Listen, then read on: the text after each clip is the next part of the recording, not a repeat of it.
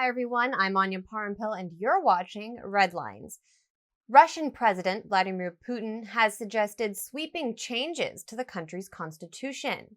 The surprise announcement came during his annual presidential address. Shortly afterwards, he requested resignations from his entire cabinet, as well as Prime Minister Dmitry Medvedev. See what he's got to say. As the government of the Russian Federation, we need to give the president of our country an opportunity to take all the necessary steps and decisions. And in this context, I believe it would be the right thing to do in accordance to the Article 117 of the Constitution of the Russian Federation for the government to resign, to step down. I'm grateful to everyone who I have worked with within the government, and the further steps, the further decisions will be taken by the president. The proposed changes mainly focus on limiting presidential powers in Russia, transferring many executive responsibilities to the country's legislative body. So, how are Russians responding to this shakeup, and where does the country go from here? To find out, I spoke with Moscow-based political analyst Mark Sleboda.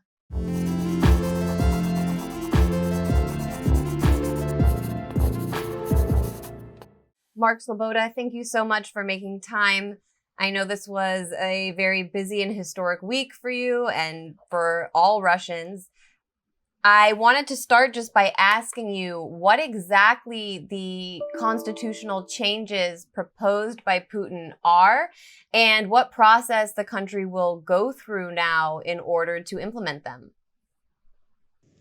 Yeah, hi, Anya. Thanks for having me. It's an honor and a pleasure to be on Red Lines and on the Grayzone project. Thank you. So it really was kind of a momentous week here, and it kind of snuck up on us completely unexpected. The nation, or at least the part of it paying attention, was listening to the president's State of the Federation speech, which is analogous to the U.S. State of the Union speech.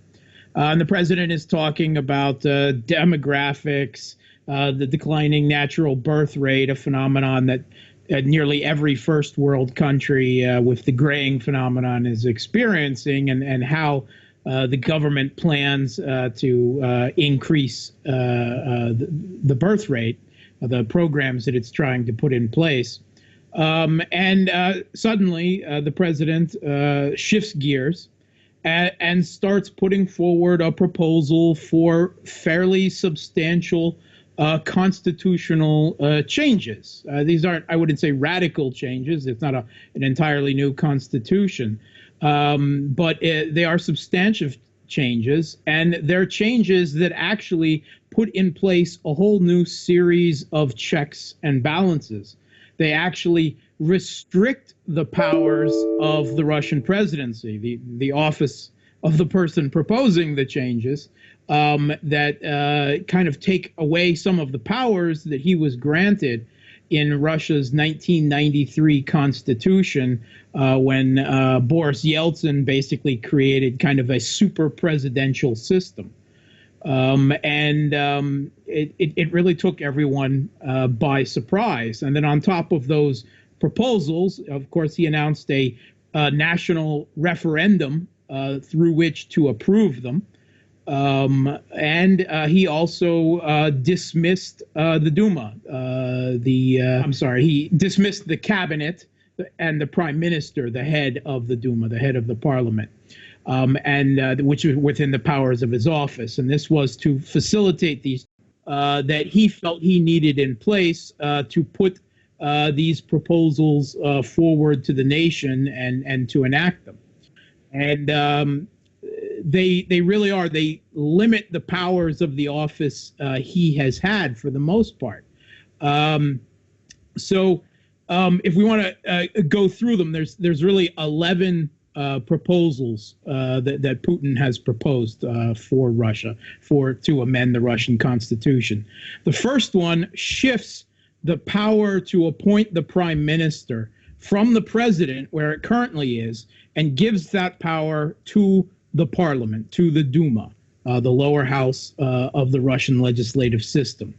And they will also appoint the deputy ministers of the prime minister and the ministers of the cabinet. And this is a big shift. This is a substantial shift of power away from the executive branch, away from the president's office, towards the legislative branch, to the Duma, the Russian parliament.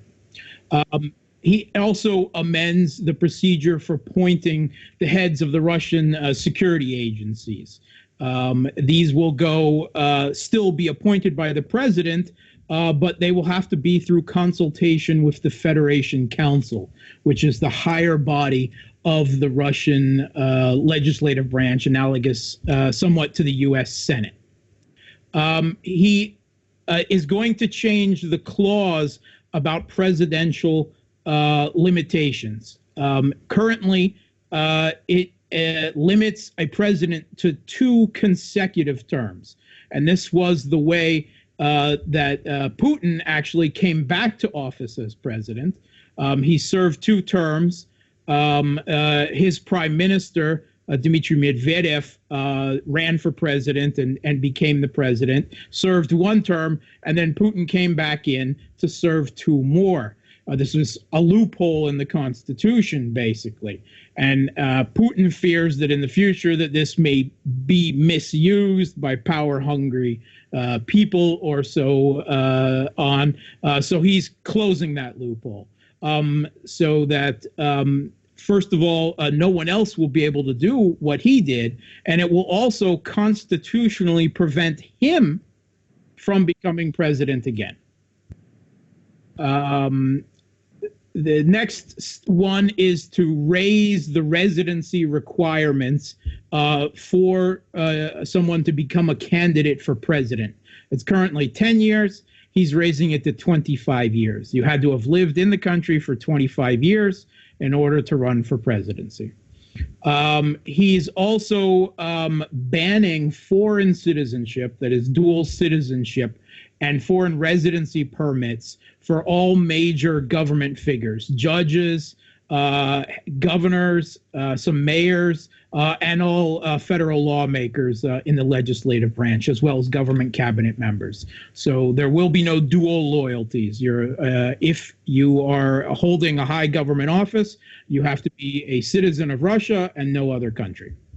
Then he is going to strengthen the restrictions on candidates for running presidency, such that you cannot have ever had foreign citizenship or foreign residence, official foreign residence, living in a foreign country with a permit in order to run for president. If you've ever had one of those, then you can't. And that is the critique of that being put forward by many, is that is going to prevent a lot of these fringe pro-Western liberal figures who have lived for a long number of years in Western countries, or oligarchs like the convicted criminal Mikhail Hodorkovsky, who has also lived abroad and has dual citizenship. This will prevent any of those, and Navalny is one of those because he lived and studied in the United States,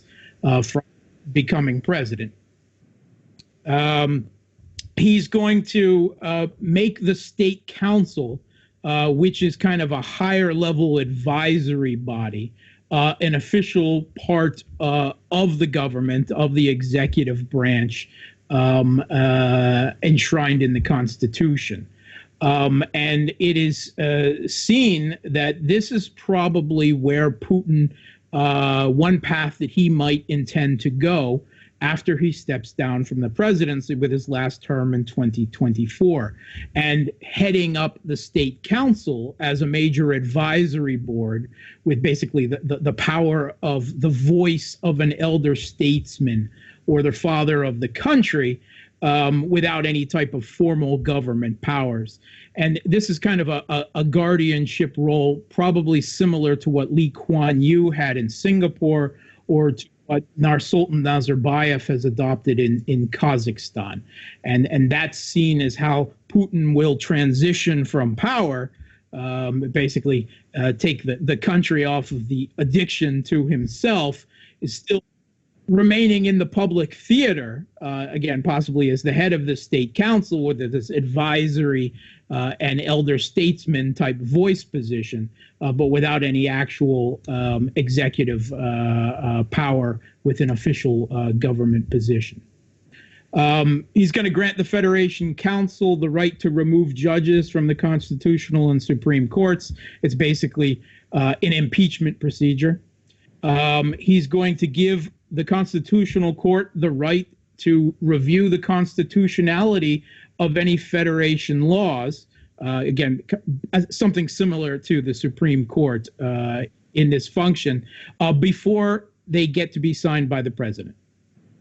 So the court will have the option to review these and decide whether these laws, any laws, are constitutional or not. He's also going to establish mandatory indexing of the Social Security and minimum wage payments to the Russia's poverty line. This is seen as a kind of a increased safety net for the poor of the country. So if the poverty level increases, if the wage shifts due to a fluctuation of currency or something, it ensures that the poor people are still getting proper benefits and Social Security to protect them. So that's kind of a welfare measure. And the last change is is to limit the supremacy of international law, and it's to say that Russian law, the Russian Constitution, will always take priority over international law, legal decisions, and so on.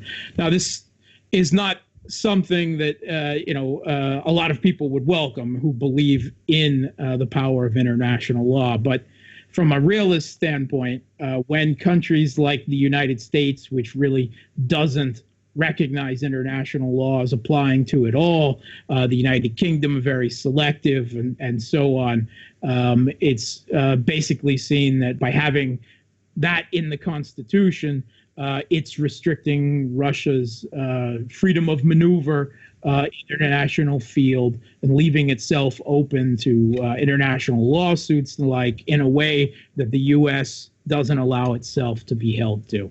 And that's the last change. And I have to be said that really none of these proposals are terribly controversial in Russia.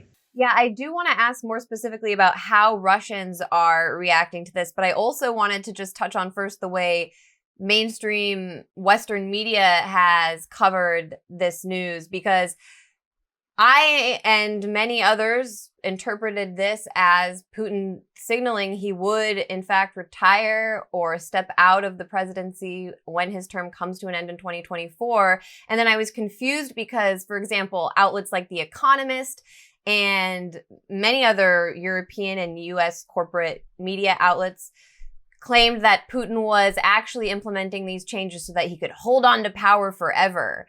How do you react to that?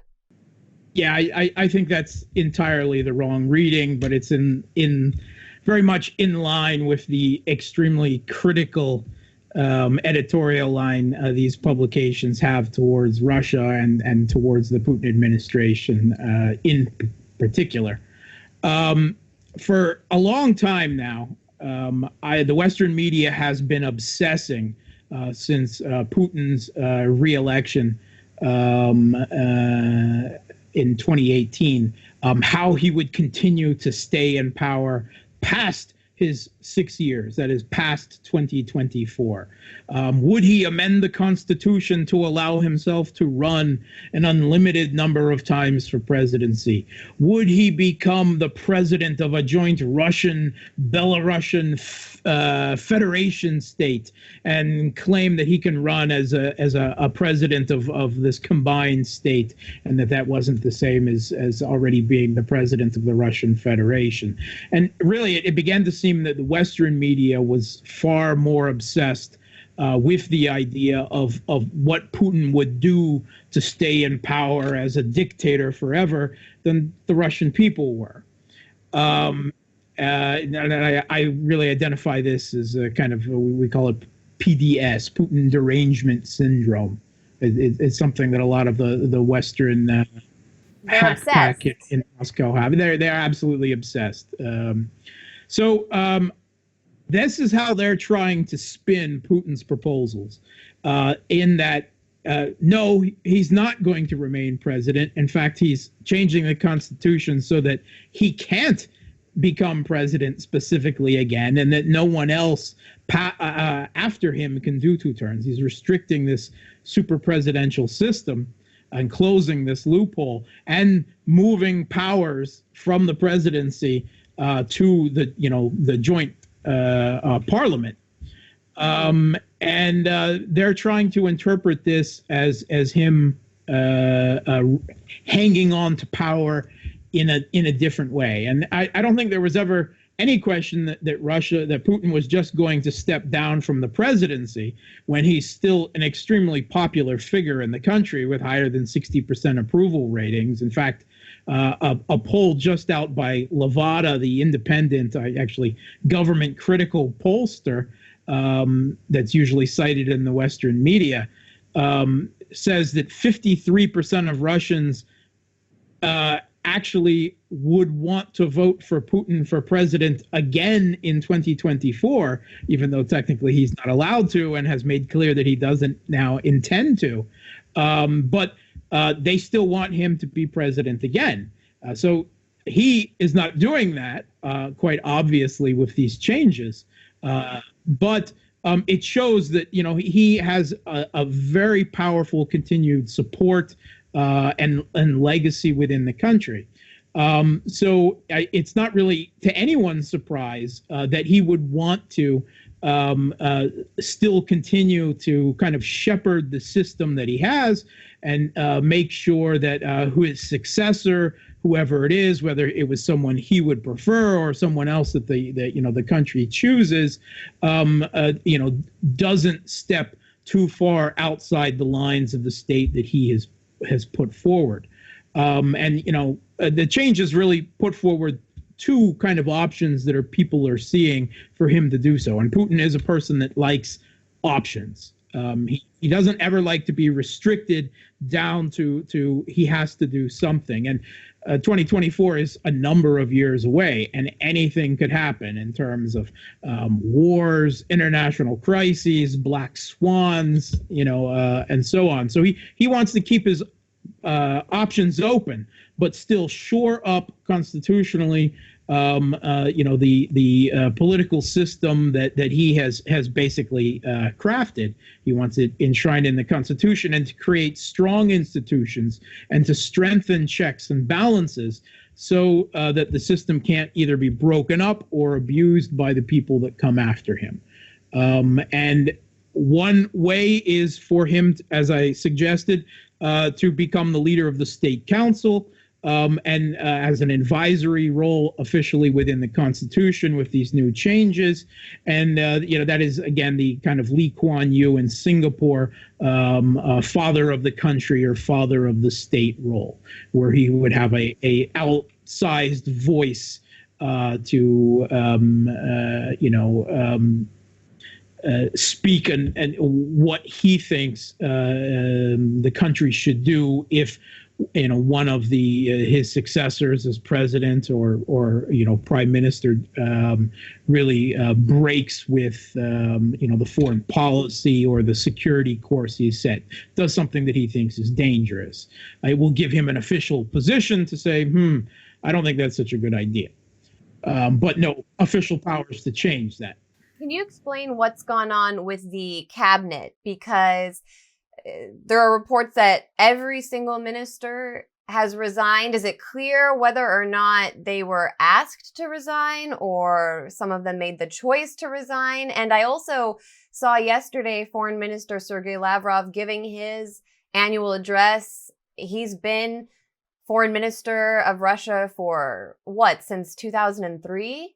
Some over 15 years or something like that at this point. Is he no longer in his position? And what exactly happened with the ministers? Okay, so yeah, everyone was basically requested to resign. And he did this as well as announcing the constitutional changes, because he says the country needs shaken up, and he needs to have some new people in place to carry these changes forward and to present them to the country for their approval with the referendum. And one of the figures, the most significant definite casualty, was the long-serving Prime Minister Dmitry Medvedev, who is often seen as an understudy to Putin. He had his popularity in the country was not very high. So he did not have anywhere near the support of the Russian people the way that the president does. His approval rating had dropped to some 38%. And it seems that the rumor mill is that Putin was not happy with his failure to implement national infrastructure and economics programs. So Medvedev will definitely be stepping down as prime minister. In fact, the new prime minister at this point has not only been announced but accepted.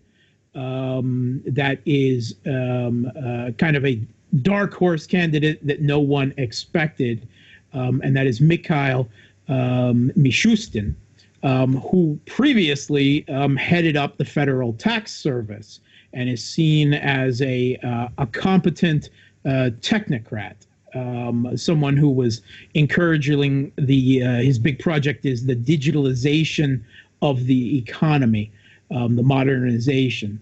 He's seen as a very pro-business figure, and one without a large political base. His position was a technocratic one. It's not likely that someone who heads up a federal tax service is often seen as the next prime minister of the country. But no one really has any critique of his competency. He's regarded as having done stellar things in the federal tax service, and also seen within the realm of internal politics within the Kremlin as kind of a neutral figure, one that won't shake the boat. And it is more than likely that he is kind of a technocratic placeholder, and that Putin may move whoever in the future he would like to see as succeed him to the presidency, to the office of prime minister, as was done with him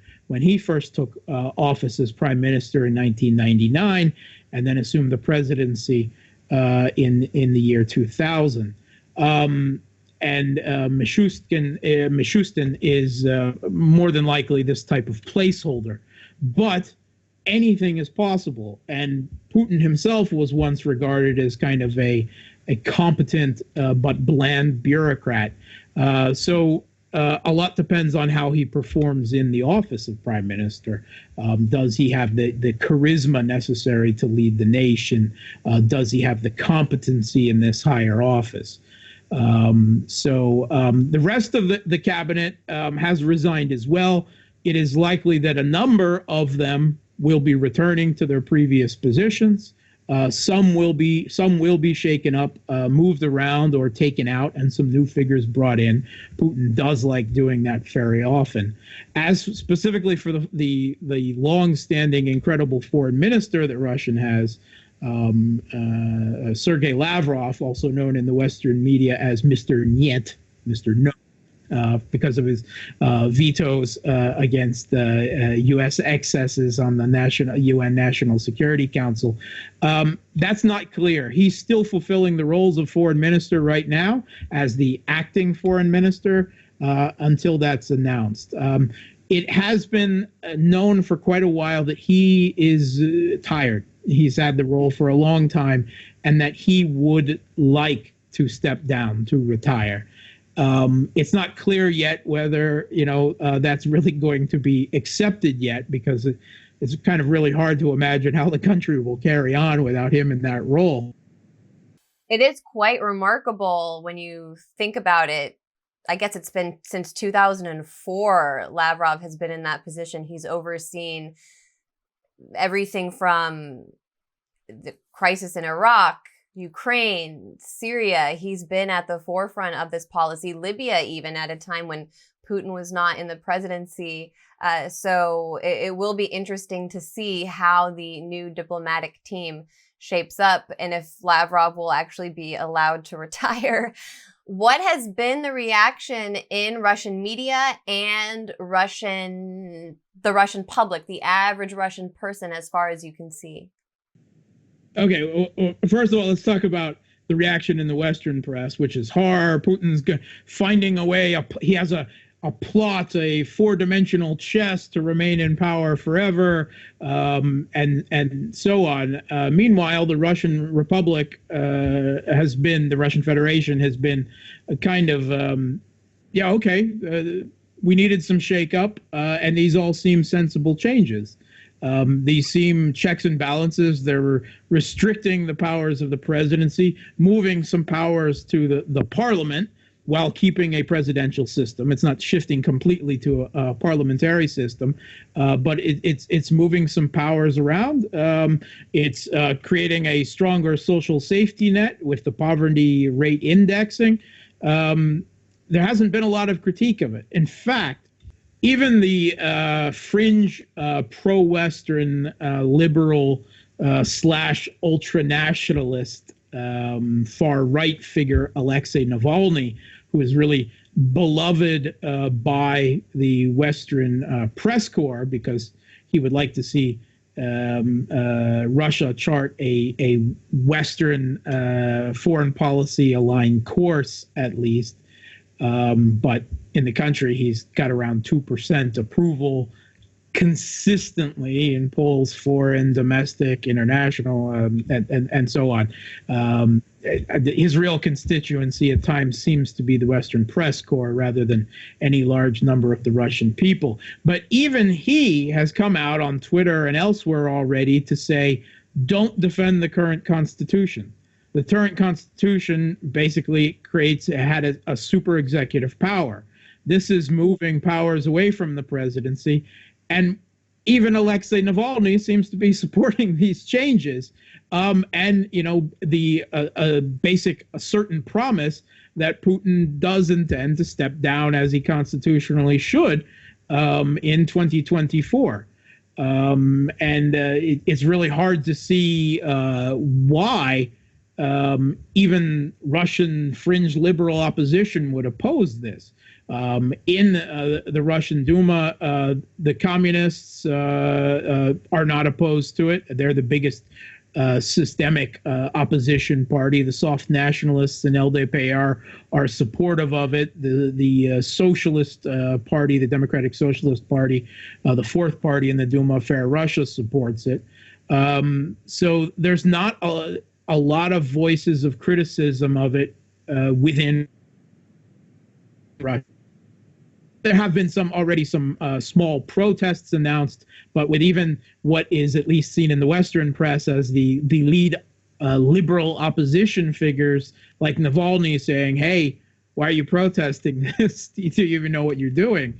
It doesn't seem that there's going to be any opposition to this within the country.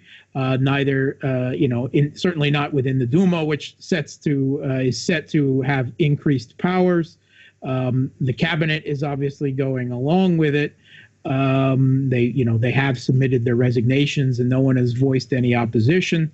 There's no sign yet of any large-scale opposition within the Russian people. So the criticism at this point seems to be coming mostly from the Western media and commentariat. Well, some of those critics, and you touched on this, are claiming Putin is suggesting some measures which unfairly bar certain citizens from running for a high office, particularly the ban on individuals who hold a foreign residency or have a second citizenship. By some estimates, this equals about 7% of Russia's population. Why cut off that section of the public? Basically because it's seen that they may have questionable loyalties. And this is a measure, of course, the U.S. Constitution prevents a president who was born in another country from becoming president. This is a similar measure, if a little bit more stringent. And I don't think it is specifically targeting figures like Navalny or Khodorkovsky. There's numerous other barriers, not to mention their own lack of popularity, lack of approval, and their stratospherically high negative ratings within the country. So I don't think it's targeting any one specific person. But I think the government is very keen to ensure that no U.S. groomed figures, such as, say, Mikhail Saakashvili was and engineered seizing power in Georgia in 2003 in the Rose Revolution, or the support for various Ukrainian figures who seized power together in 2014 with the U.S.-backed Maidan Putsch in Ukraine. I think this is a measure seen as primarily as a safety measure to prevent outside interference and U.S.-supported individuals from ever achieving the power of the presidency in Russia. You also mentioned Alexei Navalny, Western media's favorite Russian opposition figure. He tweeted, quote, "The main outcome of Putin's address, how dumb and or crooked are all those who said Putin would leave in 2024. Who is Navalny and why is he leading the opposition, or how is he leading in some ways the opposition? You say he's advising people to not necessarily defend the current constitution, but where is he finding his place in the opposition now as a result of this?" Okay, well, the Western media proclaims Alexei Navalny as the opposition leader, or as Putin's primary opponent within the country. And repeated polling, elections, everything, again, sources domestic, if you don't want to believe domestic sources, foreign, international, his own polling when he tried to run for presidency says he's got the support of 2% of the country. 2% of the country approve of this man. And he's proclaimed as a liberal champion and an anti-corruption crusader. But that is not a very nuanced view of Alexei Navalny, where in Russia, he's actually recognized as a far-right and ultranationalist figure. He is an outspoken ethnic nationalist. He is a racist. He was actually kicked out of one of the small liberal democratic parties, Yabloko, years ago, for referring to a female member of the party as having a black derriere, because she is from the Caucasus, and the Russian word derogatory for referring to the people from the south, from the Caucasus, from the south of Russia, is similar to a negative word for referring to black people, African Americans in the United States. How charming. Yeah, he's a very charming figure. He's also known an Islamophobe. He's made videos comparing Muslim people. Muslims are 15% of the Russian population, about referring to the Muslim population, again, of the Caucasus as cockroaches. That's the way he presented basically a campaign video for him in. And he suggested that the solution to the what he sees as the immigrant problem in Russia. Russia actually has a large number of immigrants every year. It was number 2 in the world after the United States a few years ago. Slid a little bit since then, but it's still one of the largest recipients of immigrants in the world. I know that's a shock to a lot of Americans. But a lot of people, particularly from the former Soviet Union, actually want to come and live in Russia, want to be Russian citizens. And he suggested that the solution to the immigrant problem of too many immigrants coming to Russia was to hand out guns to all ethnic Russians. And because that's right, because he's Nothing could go wrong.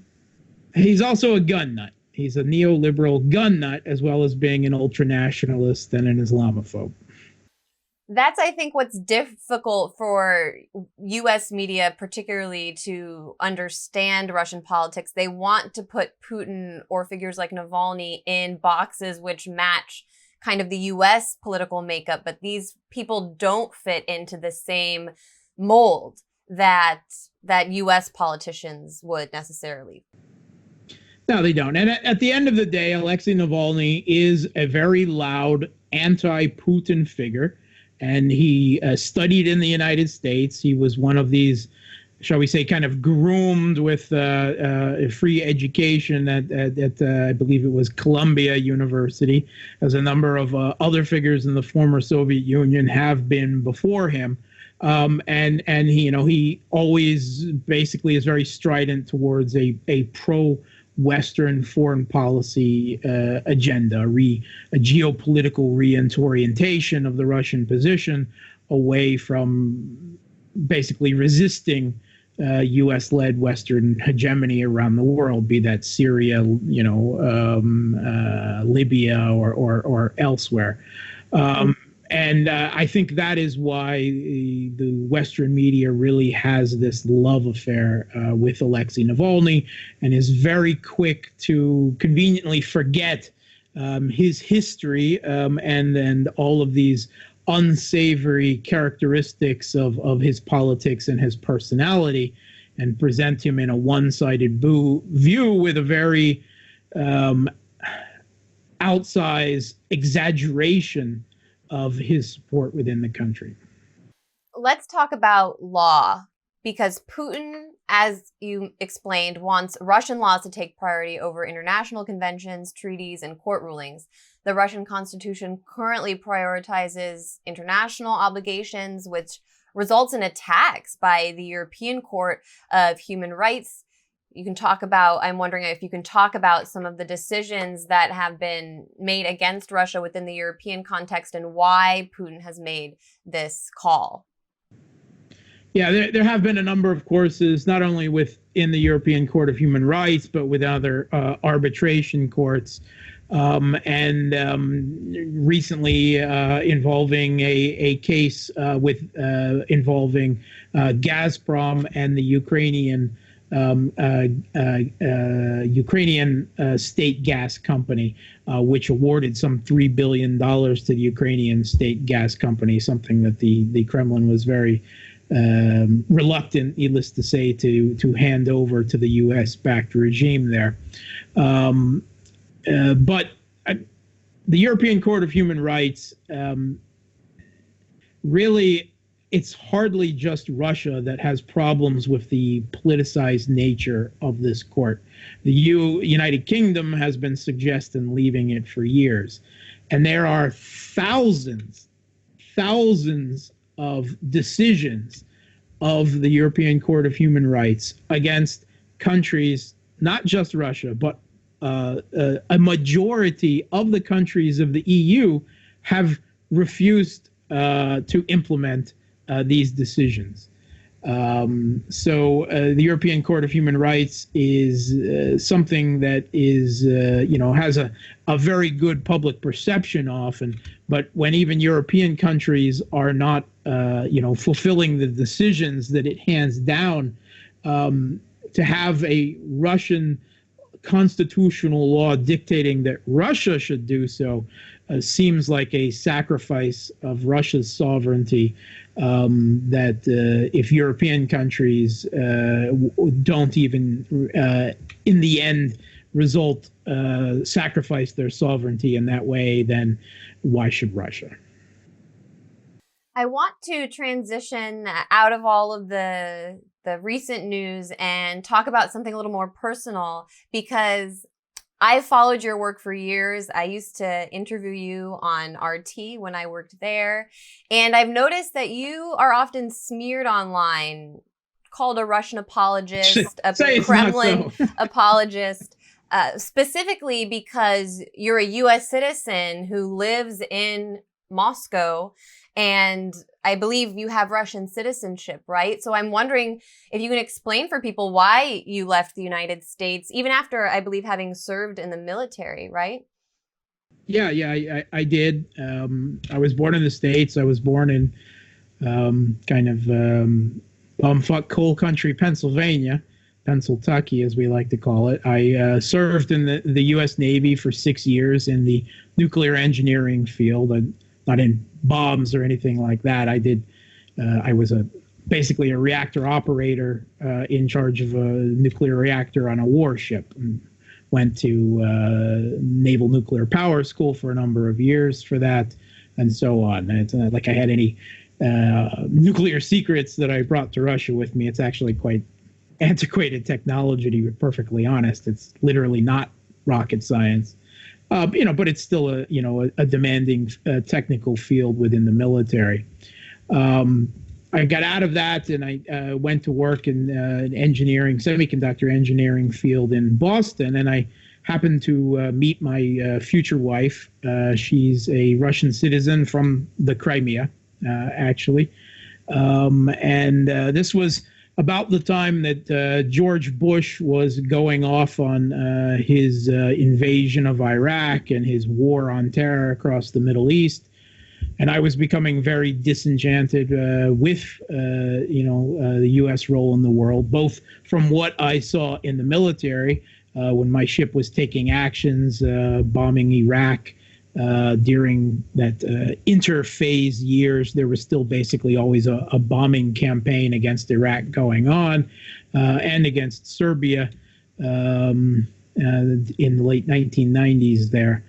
I was extremely disenchanted with that, and having met my wife and having some Slavic and Russian ancestry myself, I decided to basically move back with her to Russia. She was studying, doing her MBA at Harvard, and working for actually Gillette in Boston at the time. I kind of followed her back to Russia and ended up staying there, marrying her. And eventually I took Russian citizenship. In fact, technically, at least as far as Russia recognizes me, I'm not a U.S. citizen anymore. I'm a Russian citizen. And for those of you who know, it's actually quite hard to get rid of American citizenship. You might actually have to pay something over $10,000 to do so. So I'm not exactly going to be handing the U.S. government thousands and thousands of dollars just to get formally denounce my American citizenship at this point. But I just feel, particularly as I'm an international relations and security specialist, I did my postgraduate in that at the London School of Economics in London.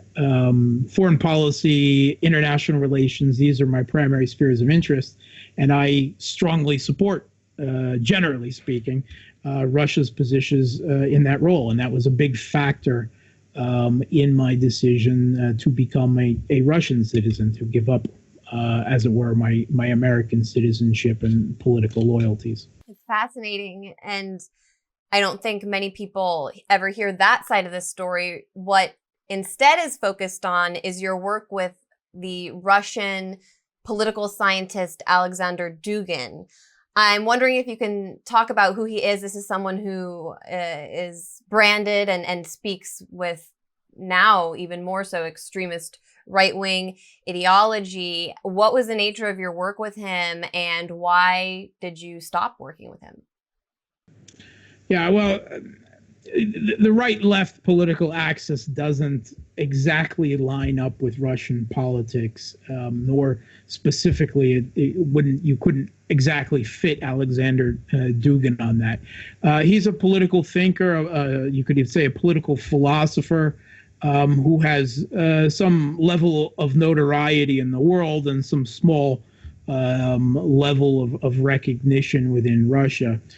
He's generally regarded as one of the modern leaders of the Eurasianist movement, which is kind of like a pan Eurasia civilizational politics, similar to the idea that all of Europe should be part of the European Union from Lisbon to, well, wherever they believe it should end at this point.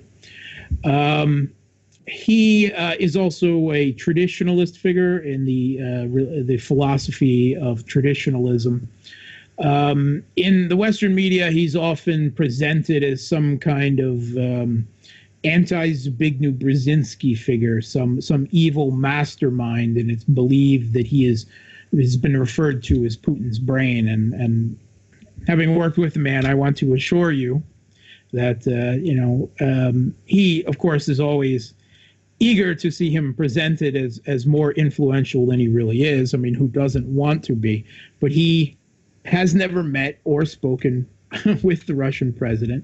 And the Russian president has never once in his career spoken of any of Alexander Dugin's unique ideas or mentioned his name. In fact, when I was working with Professor Dugin, and I had finished my postgraduate degree in international relations theory and strategic studies at the LSE, and part of my dissertation was on the Eurasianism of a previous big figure in the Russian Eurasianist movement, a professor at Moscow State University, Alexander Panarin, kind of an obscure figure, not widely known outside the country. But he's kind of more of a left vision of Eurasianism than Dugin was. So that is my dissertation on Alexander Panarin's Eurasianism, was kind of a counter to a future vision of the post-Cold World War against Huntington's Clash of Civilization, and more importantly, against Fukuyama's liberal democratic end of history. Yes. So that was more. Anyway, somehow Alexander Dugin got a hold of this and read it, was extremely interested. And he says, well, why don't you come to work with me? He had a position as a professor at that point at Moscow State University in the sociology faculty. And I was flattered. I knew that Dugin was kind of the proponent of a branch of Eurasianism. Not all Eurasianists believe exactly the same. In fact, almost everyone believes something quite differently, a lot like in the school of liberalism and international relations or realism or so on. Not everyone believes the same thing. And he was more connected with right-wing thought within that field than the one that I preferred, with coming from Alexander Panarin. But the two had actually reconciled near the end of Panarin's life, right before he died. And I thought, well, why not? A chance to work with one of the Eurasianists and have a senior lecturer position at Moscow State University. So I went to work with Dugin for a couple years in his office. He's not the fire-breathing figure at all that he is depicted in the Western media. I still have a lot of respect for the man, even though I certainly don't agree with everything that he says or believes, but I don't do so with every political thinker or philosopher, and I think very few people do agree with someone on everything. But I actually broke with Dugin. I was working on a translation of a second book of his in early 2013 when he began an outreach to a number of far-right figures in Europe that I thought was a step too far, that I couldn't agree with politically. Marine Le Pen is one thing, whatever one believes about her immigration stance in France. Her economic proposals are actually farther left than many leftists. So that's, yeah, certainly more than Macron, who supposedly was a socialist before he created his own party and became the president. That is one type of European figure that is pilloried as the far right. But the Golden Dawn in Greece and Jobbik in Hungary, which is a mixed bag. They do have some decent and some odious figures there. These were steps that I felt were outreach to these people. I thought was damaging. I didn't think it was constructive, and I approached Dugin about it, and I raised my concerns, and he says, I said, well, these supporting figures like this, seem to be against, the work that I translated for you and actually, helped them work on in the book, The Fourth Political Theory, which, rejects a lot of far right views such as racism and expansionism and so on.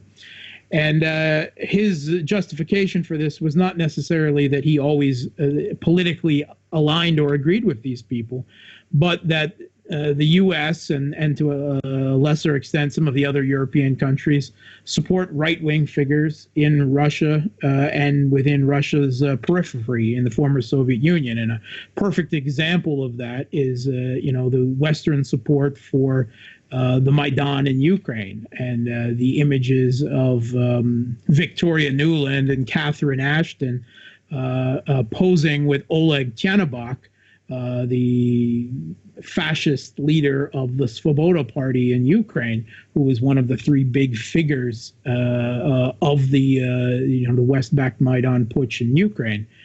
The U.S. was already supporting figures like that in Russia and Ukraine, and Dugin basically saw it as a destabilization measure back against them.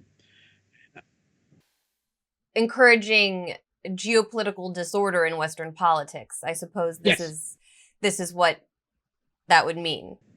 Yeah. He sees it as a quid pro quo, return fire, destabilization, doubting the hegemonic role of the U.S. And that's all very good, from a strategic level. But my experience with the U.S. supporting extremists around the world, be that the Mujahideen in Afghanistan, jihadists in Syria and Libya, these Banderite figures in the Ukraine, people like Alexei Navalny, who are far-right ultranationalists in Russia, or the Kosovo Liberation Army in Kosovo, a group that the U.S. had previously considered to be a terrorist organization, the Mujahideen Ikhalq, the MEK in Iran. Whenever the U.S. supports extremist figures like that, there's always a great deal of blowback that goes with it, almost inevitably. And always. And I from my experience looking at these things, I didn't think this was a good tactic for Russia to follow. In fact, shortly before this, I was approached by the ex-wife of Richard Spencer, Nina Kupriyanova, a person that I have a great deal of respect for, besides her choice previously in husband. And she contacted me back in 2013 and asked me to introduce Richard Spencer to Dugin and to other people. And I went online and I'm looking up Richard Spencer before anyone really in the U.S., certainly in the mainstream media, has heard his name or knew who he was. And I was horrified. And I said, no, I will never meet with this person. I'm sorry. I like you, but I don't like your husband. I don't like his politics, and I will never introduce him to Dugin or anyone in Russia. Because people like you and people like us here at the Grayzone are accused of engaging in a red-brown alliance. That's what they usually always say, a left-wing red alliance with brown fascists. This is something I do believe Dugin has encouraged, but you're saying this is where you draw the line, and yet this is the label which is constantly slapped on people like you. Yeah, I drew the line, and I said no, and I said no to the letters that Dugin was writing, the outreach he was doing, and I said, I have respect for your work in political philosophy, but I don't agree with this political outreach. And the last time I spoke to the man again was in the summer of 2013. And I haven't met or spoken with him since then. I keep abreast of his work. And again, there's some things that he says I do agree with. It's just that this outreach to the far right is certainly not one of them. My vision of Eurasianism is a little more left and what a little is more it? green. What is Eurasianism? This is something that we, again, hear about constantly. It's demonized. But what is the philosophical, political concept? Yeah, it's basically it's a civilizational theory. It's kind of a meta theory. It encompasses political science, sociology, international relations, culture. It's kind of a meta geopolitics. It's very similar to Atlanticism in the West. The idea that the U.S. and Europe are connected together and belong together geopolitically, and certainly in the terms of NATO and the view of the Atlantic Council militarily as some type of hegemonic force in the world. Eurasianism is a old Russian philosophy. It originated in the 1920s with a number of figures in the emigre movement in Europe. And they take a look at the history of basically of the former Soviet Union, and that's what they view as Eurasia. And they view it, this space, as having a common history and culture and politics dating back at least to the time of the Mongol horde. And this is carried through with the Romanov Empire, the Soviet Union. Today we have kind of a nascent Eurasian Union. There's also the Collective Security Treaty Organization, and a great deal of that space is also covered in the Shanghai Cooperation Organization.